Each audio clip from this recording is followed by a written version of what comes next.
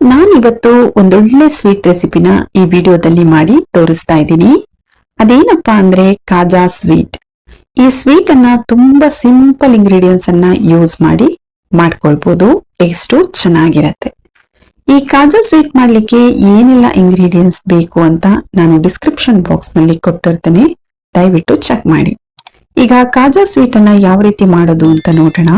ಮೊದಲಿಗೆ ಹಿಟ್ಟನ್ನ ಕಲ್ಸ್ಕೊಳ್ಬೇಕು. ಒಂದ್ ಬೌಲಿಗೆ 1 ಕಪ್ ಆಗುವಷ್ಟು ಮೈದಾ ಹಿಟ್ಟನ್ನ ಹಾಕೊಂಡಿದ್ದೀನಿ. ರುಚಿಗೆ ಎಷ್ಟು ಬೇಕೋ ಅಷ್ಟು ಸಾಲ್ಟ್ ಅನ್ನ ಸೇರಿಸ್ಕೊಳ್ಳಿ. ಹಾಗೆ 2 ಟೇಬಲ್ ಸ್ಪೂನ್ ಆಗುವಷ್ಟು ತುಪ್ಪನ ಹಾಕೊಳ್ಬೇಕು. ನೀವು ತುಪ್ಪನ ಕರಗಿಸಿ ಬೇಕಾದ್ರೂ ಹಾಕೊಳ್ಬಹುದು. ನಾನು ಹಾಗೆ ಹಾಕೊಂಡಿದ್ದೀನಿ. ತುಪ್ಪನ ಹಾಕೋದ್ರಿಂದ ಟೇಸ್ಟ್ ತುಂಬಾ ಚೆನ್ನಾಗಿ ಬರುತ್ತೆ. ತುಪ್ಪನ ಹಾಕಿ ಹಿಟ್ಟಿನ ಜೊತೆಲಿ ತುಪ್ಪ ಚೆನ್ನಾಗಿ ಮಿಕ್ಸ್ ಆಗ್ಬೇಕು. ಆ ರೀತಿ ಚೆನ್ನಾಗಿ ಮಿಕ್ಸ್ ಮಾಡ್ಕೊಳ್ಳಿ. ನೋಡಿ, ಈ ರೀತಿ ಉಂಡೆ ಕಟ್ಲಿಕ್ಕೆ ಬರ್ಬೇಕು. ಆಗ ತುಪ್ಪ ಹಾಕಿರೋ ಪ್ರಮಾಣ ಸರಿಯಾಗಿದೆ ಅಂತ ಅರ್ಥ. ಚೆನ್ನಾಗಿ ತುಪ್ಪದ ಜೊತೆ ಹಿಟ್ಟನ್ನ ಮಿಕ್ಸ್ ಮಾಡ್ಕೊಂಡಾದ್ಮೇಲೆ ಸ್ವಲ್ಪ ಸ್ವಲ್ಪನೇ ನೀರನ್ನ ಸೇರಿಸಿ ಹಿಟ್ಟನ್ನ ಚೆನ್ನಾಗಿ ಕಲಿಸ್ಕೊಳ್ಬೇಕು. ಯಾರೆಲ್ಲ ನಮ್ಮ ಪೇಜ್ ಅನ್ನ ಫಾಲೋ ಮಾಡಿಲ್ಲ, ದಯವಿಟ್ಟು ನಮ್ಮ ಪೇಜ್ ಅನ್ನ ಫಾಲೋ ಮಾಡಿ, ಹಾಗೆ ಸಪೋರ್ಟ್ ಮಾಡಿ. ಹಿಟ್ಟನ್ನ ಚಪಾತಿ ಹಿಟ್ಟಿನ ಹದಕ್ಕೆ ಸ್ವಲ್ಪ ಸಾಫ್ಟ್ ಆಗಿ ಕಲಿಸ್ಕೊಳ್ಳಿ. ತುಂಬಾ ಸಾಫ್ಟ್ ಮಾಡ್ಕೊಳ್ಬೇಡಿ. ಹಿಟ್ಟನ್ನ ಕಲಸಿ ಆದ್ಮೇಲೆ ಹಿಟ್ಟನ್ನ 15 ನಿಮಿಷ ಸೈಡ್ಗೆ ಇಡೋಣ. ಅಷ್ಟರಲ್ಲಿ ಸಕ್ಕರೆ ಪಾಕನ ರೆಡಿ ಮಾಡ್ಕೊಳ್ಳೋಣ. ಸಕ್ಕರೆ ಪಾಕ ಮಾಡ್ಕೊಳ್ಳಕ್ಕೆ ಒಂದ್ ಪಾತ್ರೆಗೆ 1 ಕಪ್ ಆಗುವಷ್ಟು ಸಕ್ಕರೆ, ಅದೇ ಕಪ್ಪಲ್ಲಿ 1 ಕಪ್ ಆಗುವಷ್ಟು ನೀರನ್ನ ಹಾಕೊಳ್ಬೇಕು. ನೀರನ್ನ ಹಾಕಿ ಸಕ್ಕರೆನ ಚೆನ್ನಾಗಿ ಕರಗಿಸ್ಕೊಳ್ಬೇಕು. 5 ರಿಂದ 6 ನಿಮಿಷದಲ್ಲೇ ನಿಮ್ಗೆ ಪಾಕ ಬಂದ್ಬಿಡತ್ತೆ. ತುಂಬಾ ಗಟ್ಟಿಯಾದ ಪಾಕನ ಮಾಡ್ಕೊಳ್ಬಿಡಿ. ಒಂದೆಳೆ ಪಾಕ ಬಂದ್ರೆ ಸಾಕು. ಪಾಕನ ಜಾಸ್ತಿ ಗಟ್ಟಿ ಮಾಡ್ಕೋಬಾರ್ದು. ಅರ್ಧ ಟೀ ಸ್ಪೂನ್ ಆಗುವಷ್ಟು ಏಲಕ್ಕಿ ಪೌಡರ್ ಅನ್ನ ಹಾಕೊಳ್ಳಿ. ಫ್ಲೇವರ್ ತುಂಬಾ ಚೆನ್ನಾಗಿರತ್ತೆ. ಸಕ್ಕರೆ ಪಾಕ ಕೈಯಲ್ಲಿ ಮುಟ್ಟಿದಾಗ ಆಯಿಲ್ ಮುಟ್ಟಿರೋ ಫೀಲ್ ಆಗ್ಬೇಕು. ಅಷ್ಟಾದ್ರೆ ಸಾಕು. ಕೊನೆಯಲ್ಲಿ ಅರ್ಧ ಟೀ ಸ್ಪೂನ್ ಆಗುವಷ್ಟು ಲೆಮನ್ ರಸನ ಹಾಕೊಳ್ಬೇಕು. ಈ ಲೆಮನ್ ರಸನ ಸಕ್ಕರೆ ಪಾಕಕ್ಕೆ ಹಾಕೊಳ್ಳೋದ್ರಿಂದ ಸಕ್ಕರೆ ಪಾಕ ಬೇಗ ಗಟ್ಟಿ ಆಗಲ್ಲ ಅಂತ. ಲೆಮನ್ ರಸನ ಹಾಕಿ ಒಂದ್ಸರಿ ಮಿಕ್ಸ್ ಮಾಡ್ಕೊಳ್ಳಿ. ಯಾರೆಲ್ಲ ಸಬ್ಸ್ಕ್ರೈಬ್ ಮಾಡದೆ ನಮ್ಮ ವಿಡಿಯೋನ ನೋಡ್ತಾ ಇದ್ದೀರಾ, ದಯವಿಟ್ಟು ನಮ್ಮ ಚಾನೆಲ್ ಅನ್ನ ಸಬ್ಸ್ಕ್ರೈಬ್ ಮಾಡಿ, ಹಾಗೆ ಪಕ್ಕದಲ್ಲಿ ಬರುವ ಬೆಲ್ ಬಟನ್ ಅನ್ನ ಪ್ರೆಸ್ ಮಾಡಿ.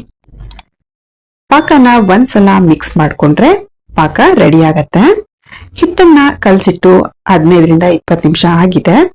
ಈಗ ಹಿಟ್ಟು ರೆಡಿ ಆಗಿದೆ. ಹಿಟ್ಟನ್ನ ಒಂದ್ಸರಿ ಚೆನ್ನಾಗಿ ನಾದ್ಕೊಳ್ಳಿ.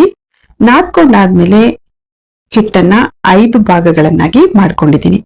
ನೀವು ಸ್ಮಾಲ್ ಸೈಜ್ ಮಾಡ್ಕೋತೀರಾ ಅಂದ್ರೆ 3 ಅಥವಾ 2 ಉಂಡೆಗಳನ್ನ ಬೇಕಾದ್ರೂ ಮಾಡ್ಕೊಳ್ಬಹುದು. ನಾನಿಲ್ಲಿ 5 ಉಂಡೆಗಳನ್ನ ಮಾಡ್ಕೊಂಡಿದ್ದೀನಿ. ಈ ಉಂಡೆಗಳನ್ನ ರೆಡಿ ಮಾಡ್ಕೊಂಡಾದ್ಮೇಲೆ ಅದನ್ನ ಲಟ್ಟಿಸ್ಕೊಳ್ಬೇಕು. ಅದಕ್ಕೂ ಮೊದಲು 2 ಟೇಬಲ್ ಸ್ಪೂನ್ ಆಗುವಷ್ಟು ಮೆಲ್ಟ್ ಮಾಡ್ಕೊಂಡಿರೋ ತುಪ್ಪನ ತಗೊಂಡಿದ್ದೀನಿ. ಅದಕ್ಕೆ 2 ಟೀ ಸ್ಪೂನ್ ಆಗುವಷ್ಟು ಅಕ್ಕಿ ಹಿಟ್ಟನ್ನ ಹಾಕೊಂಡಿದ್ದೀನಿ. ಅಕ್ಕಿ ಹಿಟ್ಟನ್ನ ಹಾಕ್ಬಿಟ್ಟು ಚೆನ್ನಾಗಿ ಮಿಕ್ಸ್ ಮಾಡ್ಕೊಳ್ಬೇಕು. ತುಪ್ಪದ ಜೊತೆಲಿ ಅಕ್ಕಿ ಹಿಟ್ಟು ಚೆನ್ನಾಗಿ ಹೊಂದ್ಕೊಳ್ಬೇಕು. ಆ ರೀತಿ ಮಿಕ್ಸ್ ಮಾಡಿ ಸೈಡ್ ಅಲ್ಲಿ ಇಟ್ಕೊಳ್ಳೋಣ. ಈಗ ಉಂಡೆಗಳನ್ನ ಲಟ್ಟಿಸ್ಕೊಳ್ಳೋಣ. ಬೇಕು ಅಂದ್ರೆ ಸ್ವಲ್ಪ ಮೈದಾ ಡ್ರೈ ಹಿಟ್ಟನ್ನು ಕೂಡ ಹಾಕಿ ಲಟ್ಟಿಸ್ಕೊಳ್ಬಹುದು. ಬಟ್ ನಾನಿಲ್ಲಿ ಹಾಗೆ ಲಟ್ಟಿಸ್ಕೊಂಡಿದ್ದೀನಿ. ಲಟ್ಟಿಸ್ಕೊಳ್ಳುವಾಗ ತೆಳ್ಳಗೆ ಲಟ್ಟಿಸ್ಕೊಳ್ಬೇಕು. ತೆಳ್ಳಗೆ ಲಟ್ಟಿಸ್ಕೊಂಡ್ರೆ ಲೇಯರ್ ಚೆನ್ನಾಗಿ ಬರುತ್ತೆ, ಹಾಗೆ ಕ್ರಿಸ್ಪಿ ಕೂಡ ಆಗತ್ತೆ. ಎಲ್ಲ ಉಂಡೆಗಳನ್ನು ಕೂಡ ಇದೇ ರೀತಿ ಲಟ್ಸಿ ರೆಡಿ ಮಾಡಿ ಇಟ್ಕೊಳ್ಬೇಕು. ತೆಳ್ಳಗ್ ಬರ್ಬೇಕು.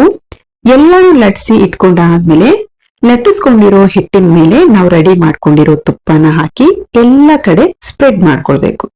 ಒಂದೊಂದೇ ಲೇಯರ್ನ ಇಟ್ಕೊಂತ ತುಪ್ಪನ ಎಲ್ಲದಕ್ಕೂ ಹಾಕಿ ಸ್ಪ್ರೆಡ್ ಮಾಡ್ಕೊಳ್ಬೇಕು. ತುಪ್ಪನ ಹಾಕಿ ಸ್ಪ್ರೆಡ್ ಮಾಡ್ಕೊಂಡು ಎಲ್ಲಾನು ಲಟ್ಟಿಸ್ಕೊಂಡಿರೋದನ್ನ ಈ ರೀತಿ ಇಟ್ಟು ರೋಲ್ ಮಾಡ್ಕೊಳ್ಬೇಕು. ಈ ರೀತಿ ನಿಧಾನಕ್ಕೆ ರೋಲ್ ಮಾಡ್ಕೊಂಡು ಕೊನೆಯಲ್ಲಿ ಸ್ವಲ್ಪ ನೀರನ್ನ ಹಚ್ಕೊಂಡು ಪ್ರೆಸ್ ಮಾಡ್ಕೊಳ್ಳಿ. ಈ ರೀತಿ ಮಾಡೋದ್ರಿಂದ ಹಿಟ್ಟು ಅಲ್ಲಿಗೆ ಜಾಯಿನ್ ಆಗತ್ತೆ. ಈ ರೀತಿ ಮಾಡಿ ರೆಡಿ ಮಾಡ್ಕೊಳ್ಬೇಕು. ರೆಡಿ ಮಾಡ್ಕೊಂಡಾದ್ಮೇಲೆ ಈಗ ನಿಮ್ಗೆ ಸ್ವೀಟು ಯಾವ ಸೈಜ್ಗೆ ಬೇಕೋ ನೋಡ್ಕೊಂಡು ಆ ಸೈಜ್ಗೆ ಕಟ್ ಮಾಡ್ಕೊಳ್ಳಿ. ಎಲ್ಲಾನು ಕಟ್ ಮಾಡ್ಕೊಂಡಾದ್ಮೇಲೆ ಲಟ್ಟಣಿಗೆಯಿಂದ ಈ ರೀತಿ ಲಟ್ಟಿಸ್ಕೊಳ್ಬೇಕು. ತುಂಬಾ ಪ್ರೆಸ್ ಮಾಡಿ ಲಟ್ಟಿಸ್ಕೊಳ್ಬೇಡಿ, ಸ್ವಲ್ಪ ನಿಧಾನಕ್ಕೇನೆ ಲಟ್ಟಿಸ್ಕೊಂಡ್ರೆ ಸಾಕು. ಎಲ್ಲಾನು ಇದೇ ರೀತಿ ಲಟ್ಸಿ ರೆಡಿ ಮಾಡಿ ಇಟ್ಕೊಳ್ಬೇಕು. ಈಗ ಆಯಿಲ್ ಅಲ್ಲಿ ಫ್ರೈ ಮಾಡ್ಕೊಳ್ಳೋಣ. ಒಂದ್ ಪಾತ್ರೆಗೆ ಆಯಿಲ್ ಅನ್ನ ಹಾಕಿ ಚೆನ್ನಾಗಿ ಬಿಸಿ ಮಾಡ್ಕೊಳ್ಬೇಕು. ಆಯಿಲ್ ಬಿಸಿ ಆದ್ಮೇಲೆ ನಾವು ಮಾಡ್ಕೊಂಡಿರೋ ಸ್ವೀಟ್ ಅನ್ನ ಒಂದೊಂದಾಗಿ ಬಿಟ್ಕೊಳ್ಬೇಕು. ಗ್ಯಾಸ್ ಅನ್ನ ಮೀಡಿಯಂ ಫ್ಲೇಮ್ ಅಲ್ಲೇ ಇಟ್ಟು ನೀವು ಇದನ್ನ ಬೇಯಿಸ್ಕೊಳ್ಳಿ. ಹೈ ಫ್ಲೇಮ್ ಅಲ್ಲೆಲ್ಲ ಇಟ್ಕೊಳ್ಳೋದು ಬೇಡ, ಮೀಡಿಯಂ ಫ್ಲೇಮ್ ಅಲ್ಲೇ ಇಟ್ಕೊಂಡು ಬೇಯಿಸ್ಕೊಳ್ಬೇಕಾಗತ್ತೆ. ಇದು ಆಯಿಲ್ಗೆ ಬಿಟ್ ಕೂಡ್ಲೆ ಪಾತ್ರೆಯ ಕೆಳಭಾಗಕ್ಕೆ ಹೋಗಿ ಕುತ್ಕೊಳ್ಳುತ್ತೆ. 1 ನಿಮಿಷ ಆದ್ಮೇಲೆ ಅದು ಮೇಲ್ ಬರುತ್ತೆ. ಆಗ ನೀವು ಇದನ್ನ ತಿರ್ಸಿ ಹಾಕಿ ಬೇಯಿಸ್ಕೊಳ್ಳಿ.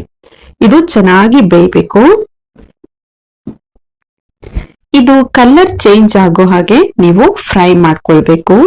ಗೋಲ್ಡನ್ ಬ್ರೌನ್ ಕಲರ್ ಬರಬೇಕು, ಅಲ್ಲಿವರೆಗೂ ನೀವು ಇದನ್ನ ಚೆನ್ನಾಗಿ ಫ್ರೈ ಮಾಡ್ಕೊಳ್ಳಿ. ಸಬ್ಸ್ಕ್ರೈಬ್ ಮಾಡದೆ ಯಾರೆಲ್ಲ ನಮ್ಮ ವಿಡಿಯೋನ ನೋಡ್ತಾ ಇದ್ದೀರಾ, ದಯವಿಟ್ಟು ನಮ್ಮ ಚಾನೆಲ್ ಅನ್ನ ಸಬ್ಸ್ಕ್ರೈಬ್ ಮಾಡಿ. ಹಾಗೆ ಪಕ್ಕದಲ್ಲಿ ಬರುವ ಬೆಲ್ ಬಟನ್ ಅನ್ನ ಪ್ರೆಸ್ ಮಾಡಿ. ನಾವು ಅಪ್ಲೋಡ್ ಮಾಡುವ ಹೊಸ ವಿಡಿಯೋಗಳು ನಿಮ್ಗೆ ನೋಟಿಫಿಕೇಶನ್ ಅಲ್ಲಿ ಬರುತ್ತೆ. ಈಗ ಕಲರ್ ಚೇಂಜ್ ಆಗಿ ಗೋಲ್ಡನ್ ಬ್ರೌನ್ ಕಲರ್ ಬಂದಿದೆ. ಇದನ್ನ ತಕ್ಕೊಳ್ಳೋಣ. ತಕ್ಕೊಂಡಿರೋ ಸ್ವೀಟ್ ಅನ್ನ ನಾವು ರೆಡಿ ಮಾಡ್ಕೊಂಡಿರೋ ಪಾಕಕ್ಕೆ ಹಾಕೊಳ್ಬೇಕು. ತುಂಬಾ ಹೊತ್ತು ಪಾಕದಲ್ಲಿ ಇಡೋದೇನ್ ಬೇಡ, 30 ರಿಂದ 40 ಸೆಕೆಂಡ್ ಬಿಟ್ರೆ ಸಾಕು. ಜಾಸ್ತಿ ಹೊತ್ತು ಸ್ವೀಟ್ ಅನ್ನ ಪಾಕದಲ್ಲೇ ಬಿಟ್ರೆ ಫುಲ್ ಸಾಫ್ಟ್ ಆಗ್ಬಿಡುತ್ತೆ. ಹಾಗಾಗಿ 40 ನಿಮಿಷ ಆದ್ಮೇಲೆ ತಕ್ಕೊಂಡ್ರೆ ಟೇಸ್ಟಿ ಆದ ಖಾಜಾ ಸ್ವೀಟ್ ರೆಡಿ ಆಗತ್ತೆ.